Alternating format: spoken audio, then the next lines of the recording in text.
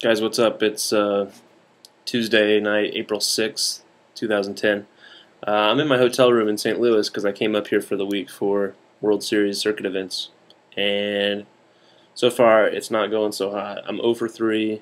I played the nooner yesterday and today, and then I just busted myself out of the 7 o'clock event. So, I don't know. I'm fine with the way I played the first two events, and tonight was just ridiculous. I get it. Well, first of all, I've been card dead like this whole trip. It's been pretty bad, but I get in this hand tonight where I have like average stack is like 7,500, and the blinds are 200, 400 with 50 ante, and I'm in the big blind. And I have like 5,400 in chips. So post my 400 blind, and under the gun limps. It's folded around, small blind. You know, he limps also when we take a flop. So I've got Queen 7, and the flop comes Jack 7 7. So you know I'm doing cartwheels in my mind, and so. You know, I'm slow playing it, so it goes check check, and under the gun bets the pot for 1,200. You know, I'm just putting him on like a big pair or something.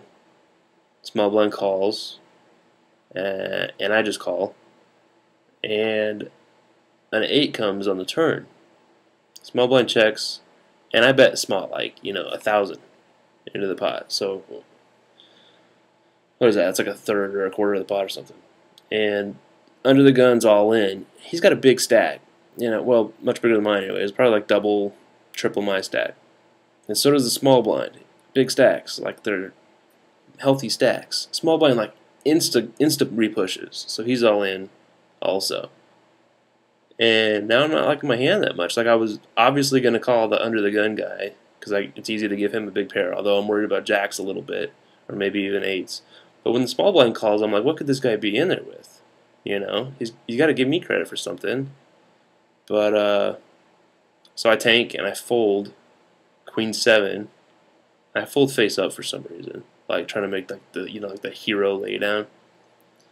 And under the gun's like on a stone bluff. He had nothing. I don't know what he's doing. I don't know what he's doing there. But yeah, under the gun is bluffing. And the small blind shows deuce 7. Not 9-10 for the straight, not jacks full or 8s full. So yeah, I was kind of sick about that. I decided that was a pretty big mistake. I think in a cash game, I've got like the 8th best hand there, 7th or 8th best hand, and in a cash game, I mean that's probably the laydown to make. But in the tournament, I left myself with half my stack there. So I've got like a quarter average chips, and I'm like no look all in on the button, which is the next 2 turns I'm all in. I get shut down on that hand. I actually hit, and then I got runner to bust out. But like, if I was playing the hand in isolation, I'm pretty sure I played it the same way because I think the small blind's just ignorant. I'd say like 90+% of the time he's got at least the straight there, the way the stacks worked out. And but as far as like tournament strategy, it was just if there was any chance I was good there, it's just so bad to leave myself with a quarter average stack with the blinds where they're at. So pretty disappointing. I actually can't think of the last time I made a play that was that off strategically. I mean, like you take crazy shots and get aggressive, but it actually makes such a horrible laydown. So it's pretty brutal. I'm gonna go back in tomorrow and play the 400 at noon. I don't think I'm playing more of these 7 o'clocks because the structure is just way too fast. Although they're probably still equitable the way people are playing. If I have any room to talk after making that laydown. But so the journey goes on.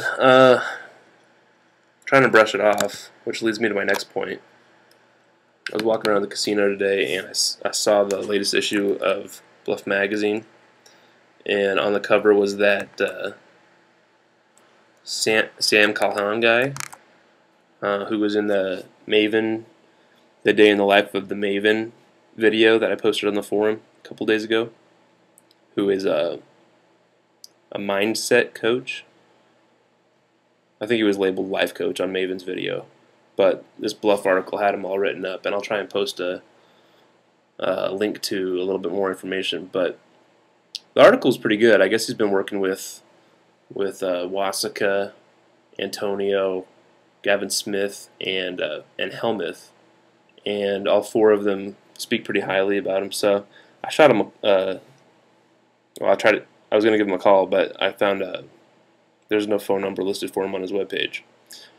But there was an inquiry form which I filled out and asked him to send me an email. So we'll see if that works out. Yeah, I'll let you know if he gets back. But who knows? He's probably charging an arm and a leg, and it's probably not something I'm going to really pony up for. But the gist of the article, is relevant whether or not you're working with a coach. As far as metagame strategy for keeping in the right mindset. And I have that book, I think it's called The Poker Mindset, that I pulled down on Amazon Kindle that I read through. Actually, I think I have a few chapters left to read it. That I should get back on that. But yeah, I think it's so important to, especially for a tournament player that can go through long dry spells, like I'm living proof of.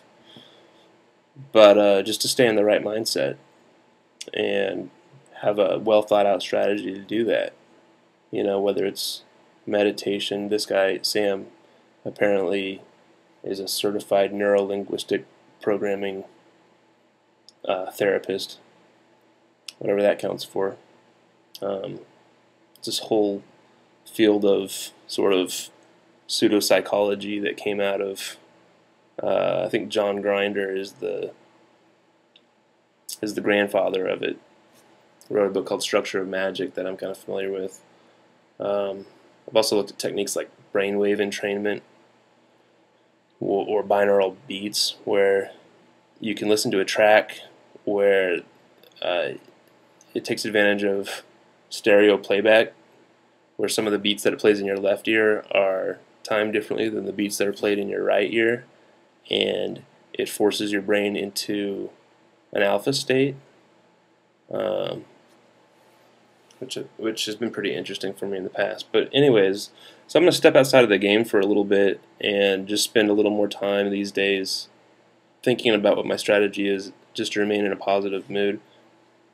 And I will give myself credit for that this tournament. With the structure the way it is, if your first couple of moves don't work out, you're like severely crippled in these 7 o'clock tournaments. So I was in that situation, and like the first couple of shots I took it left me short stacked for most of the tournament. But I consciously made an effort and found myself able to stay pretty positive throughout and smiling, and which is kind of rare in these poker tournaments. You look around and nobody really looks like they're happy, and it could obviously be a lot worse. Instead of playing a game trying to win money, you could be whatever. You could be on fire. All right, I'm gonna wrap it up there. Get this posted. Get some dinner and get some sleep. The only other thing I'll say is that I did manage to get some good code written today for the site. We're working on a couple of features that are going to be fun to unveil when they're done.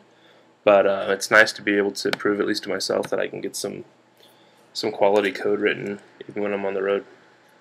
So, all right, take it easy. I hope you guys are having a little better poker experience than I am. But even if not, I hope you're able to stay positive, and I'll see you on the boards.